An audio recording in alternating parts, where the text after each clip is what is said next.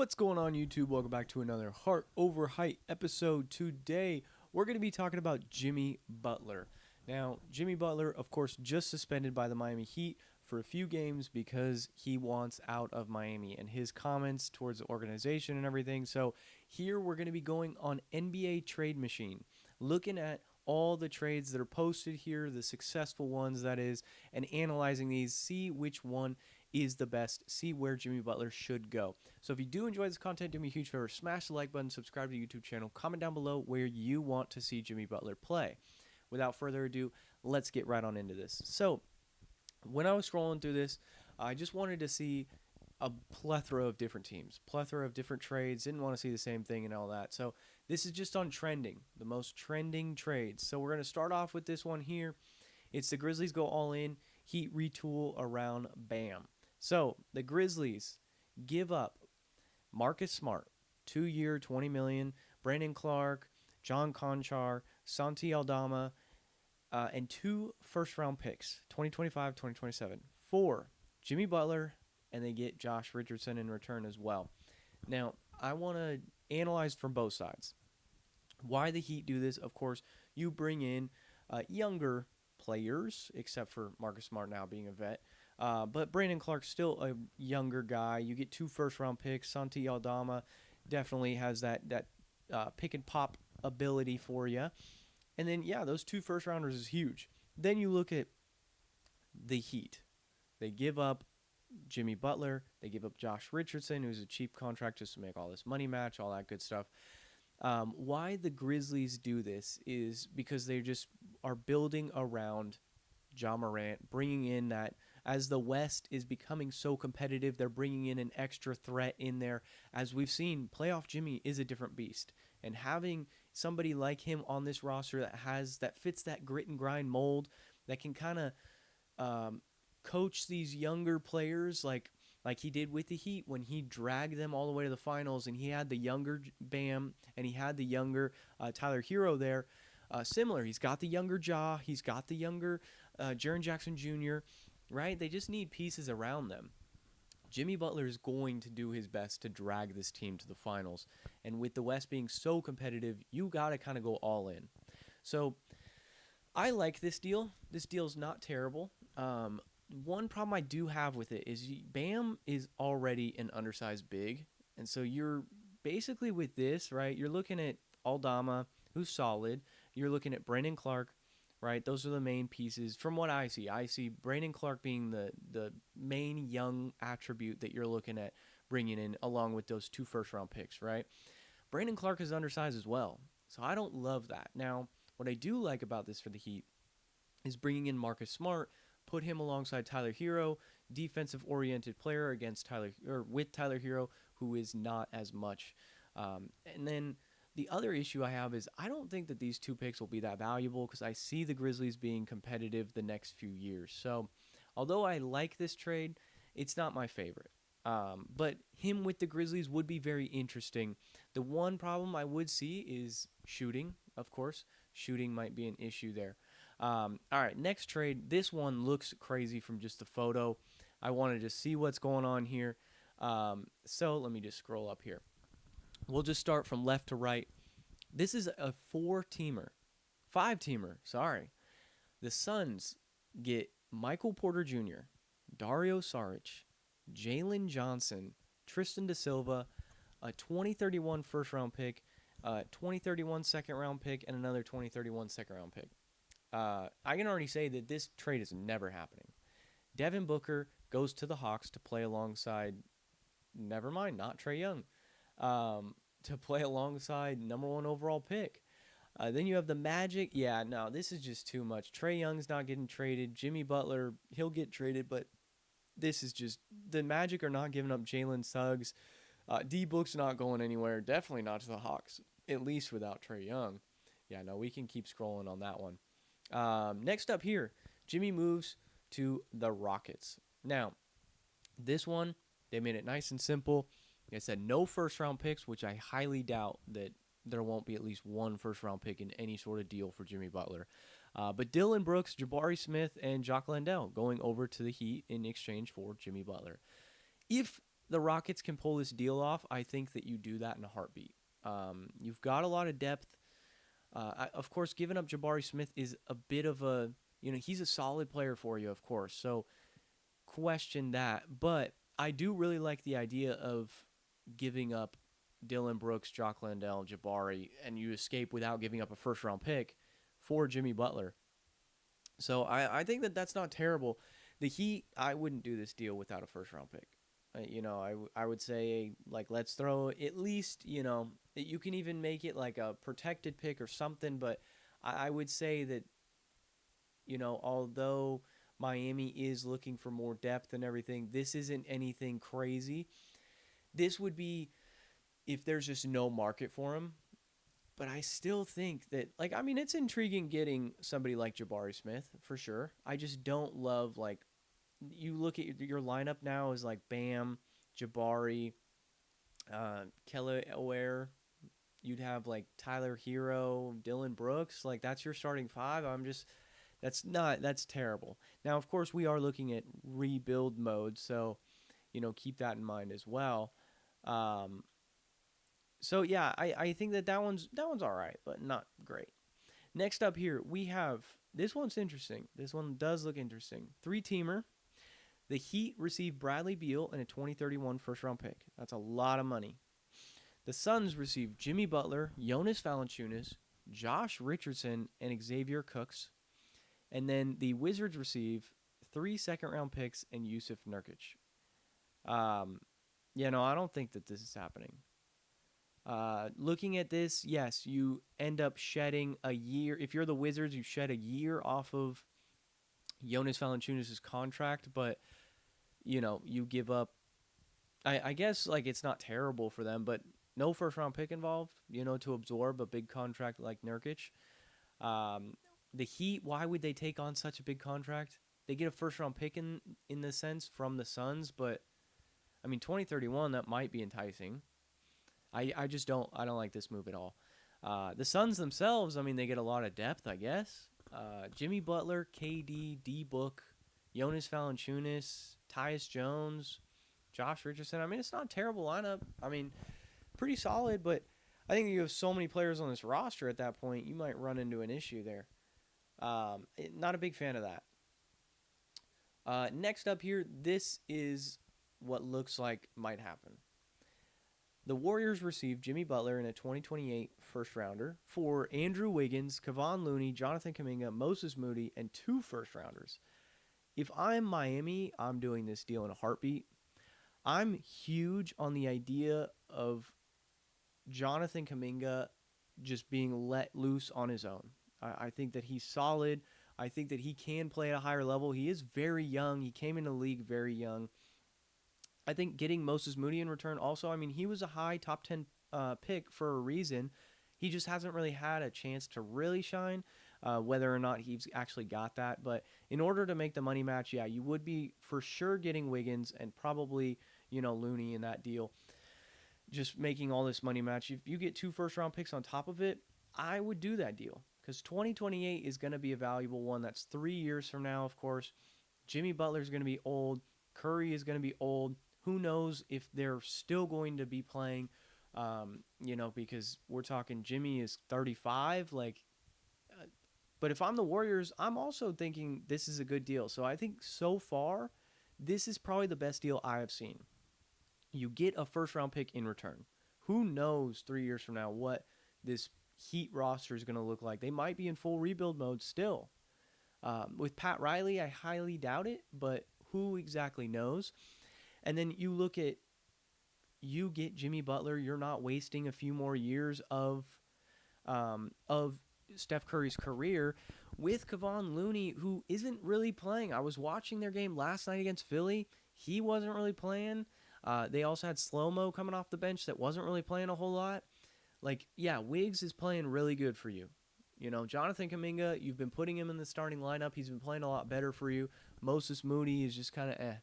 But I think if you get Jimmy Butler back, I like that. I like the idea of Jimmy Butler with Steph Curry. I don't know why. It feels like it would work very well together. Jimmy Butler is a ball-dominant player in the playoffs, but Steph Curry can play without the ball. So this is probably my favorite trade so far. Let's move on to the next one. We're only going to do a few more here. So here we are. I need a successful one. Yeah, this one's interesting actually. Let's look at this one here. Wow, a lot of players here. Okay, 3 first-round picks going to the Miami Heat, including Michael Porter Jr., Zeke Naji, De'Aaron Holmes, and Julian Strawther. The Nuggets then received Jimmy Butler, Josh Richardson, and 2 first-round picks. The Nuggets should stay away from Jimmy Butler. Right. I think that Jimmy Butler is great and everything. I just don't think that he fits. You went and you signed Russell Westbrook, who's playing very well for you, right? Jamal Murray obviously having a down year. Michael Porter Jr., nothing crazy worth the amount of money that he's worth, right?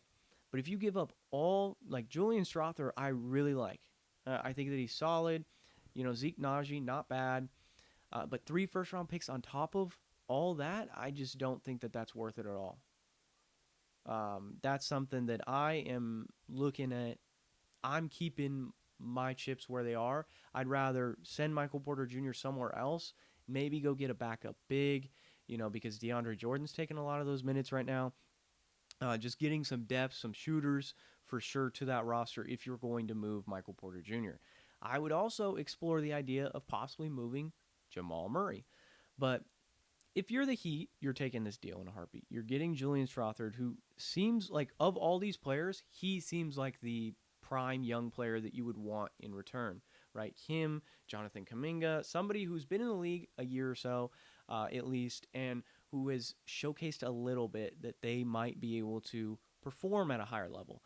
But yeah, if you're the Heat and you can get 3 first-round picks, because 2031, we're talking that's 6 years from now. Who knows if, like, Jokic feels like a lifer for the Nuggets, right?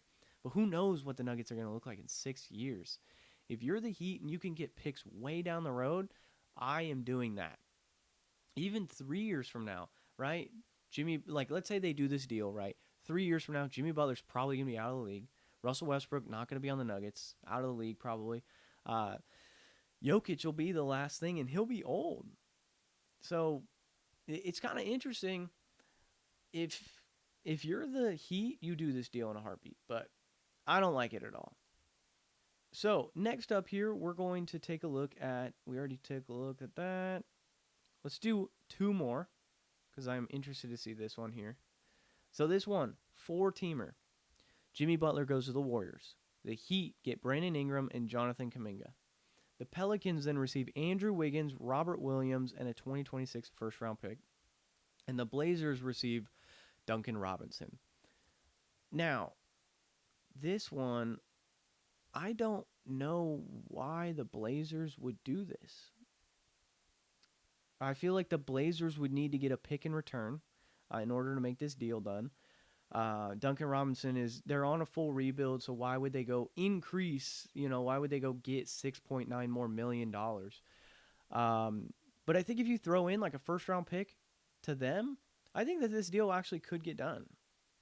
Like, I'm thinking if the Heat give up a pick to the Blazers, this deal could get done, even if it's like 2 seconds. So I'm looking at this, though. I actually like this across the board. I'm thinking Andrew Wiggins, I feel like he's got something still left in the tank, especially in a roster that you might run into the idea that Andrew Wiggins might be similar to Brandon Ingram in the sense of there's already so many wings there trying to get a piece of the pie that there's no pie left, right? But you're looking at that center position. You're looking at getting a Robert Williams, who they're already rumored to try and look and explore into trading for. You get a 2026 first-round pick, which then you can use. You could always flip Wiggins later or move him even to a 5th team. I think that there's something there for sure, especially if they look to explore even more. As they're one of the worst teams in the NBA, they're going to be exploring the trade market for Zion. They're going to be exploring it for Brandon Ingram, of course. But when I was initially looking at NBA Trade Machine, I was looking at how can I get Brandon Ingram to the Heat and how can I get Jimmy Butler out of the Heat, right? And looking at their roster, in order to make the money just straight up match with only 2 teams, it would have been Brandon Ingram and like Herb Jones for Jimmy. And I don't think that the Pelicans are going to look to give up Herb Jones. But something like this with a 3-4 teamer this is where I could see Brandon Ingram going to the Heat. And if the Heat can get both Brandon Ingram and Kuminga, you're looking at a lineup of Tyler Hero. You then have Brandon Ingram. You have Kuminga. You then have Bam. Right, guys like Kevin Love over there. Like they've got something cooking over there. I like that a lot. You then re-sign Brandon Ingram. You of course have Kelly Ware there as well, right? I think that that's pretty solid. I would like that a lot for the Heat. I would like it a lot for the Warriors. The Pelicans and the Trailblazers, though, I do question those because the Trailblazers, there should be no reason that they do this. But who knows? If you throw a pick or so in there, a couple second rounders or something, uh, I would just say if there was like 1 year left on Duncan Robinson's deal, then I feel like they would get that done. But yeah, I don't think that it would get done because of that. So, and unfortunately, you can't get this deal done without because the Pelicans aren't going to accept Andrew Wiggins in a first for I mean they would need to make the money match anyways for Brandon Ingram. So, all right, last one here. Let's go ahead and scroll through. See one last successful trade here. Spurs. Oh, that's interesting. Let's take a look at this one. The Spurs. So this is a 3-teamer again. We have the Heat receiving Keldon Johnson, Harrison Barnes, Blake Wesley, 2027 second round pick, and then 2030, 2031 first rounders, right? The Trailblazers then receive Malachi Branham, and then the Spurs receive Jabari Walker and Jimmy Butler. Again, I think that the Blazers don't do this deal, right? They're looking to get younger and fully rebuild. This is an expiring contract here, 1 year, $2 million deal that you'd be trading away to then. I mean, unless you like what you see out of Malachi Branham, right? I don't think the Spurs do this deal either. I think the Spurs I don't think Jimmy Butler fits the timeline of Wemby. It would be like they would go into this offseason and just go crazy then. If they go get Jimmy Butler now, they would have to go into this offseason and go, right? You're talking, you'd have to go get just everything around him. You'd have to go get your forwards and everything because you'd be missing, of course, Keldon Johnson and Harrison Barnes. You would need to do a lot this offseason, and I don't know if the Spurs are looking this offseason being the offseason. It might be one more offseason. Who knows, though? This one could start it. I also would be worried. One thing that does worry me about trading for a guy like Jimmy Butler is the idea that he has 2 years left on his deal, right? You could be trading like they're doing, trading so many 2 first-round picks, second-round pick, right? And Keldon Johnson and Blake Wesley, etc., right? To then lose Jimmy Butler in a year, 2 years, right? We've seen it. We've seen it, everywhere that he has gone. It has not necessarily ended the greatest. Now, I think that that's a risk I would be willing to take with a guy with the caliber level of Jimmy Butler, because I think we genuinely forget how good Jimmy Butler is. I think he disappears during the regular season, right? It's that playoffs, though, that I would be wanting. So if the Spurs around the deadline are sticking right around the playoffs and they're like, let's do it, let's make this push, and then in the offseason we're going to go crazy, then I say you go for it. Right? You do lose a little bit of depth here, of course, but I also think that you can make that up with guys like Jimmy Butler, who are going to be in the playoffs playing 35 plus minutes a night anyways, right? I mean, we've seen it. He literally, in the finals, practically played every second. So this is interesting. I think that the most interesting spot for him to go is definitely somewhere like the Grizzlies, the Warriors, the Rockets. I honestly think that those 3 are probably the top 3 teams. I think everyone's kind of talking about that too. There are some interesting ones that were thrown out here. The Suns, I don't see that. I think Detroit could be sneaky. So some sneaky teams, I think Detroit could be in there. I think if the Pelicans can find a way to get in those sweepstakes, that would be kind of interesting to see what they could cook up there. Hopefully they don't give up a Trey Murphy or a Herb Jones or a Jordan Hawkins in that deal. But those three, like those teams, we're talking about there's a lot of contention for a guy like Jimmy Butler because they all know what Jimmy can do in the playoffs. We all know it. So, all right, guys. Well, if you do enjoy this video, do me a huge favor. Smash the like button, subscribe to the YouTube channel, comment down below on where you want to see Jimmy go. All right, it's been another Heart Over Height episode, and I'll catch you guys in the next one. Peace.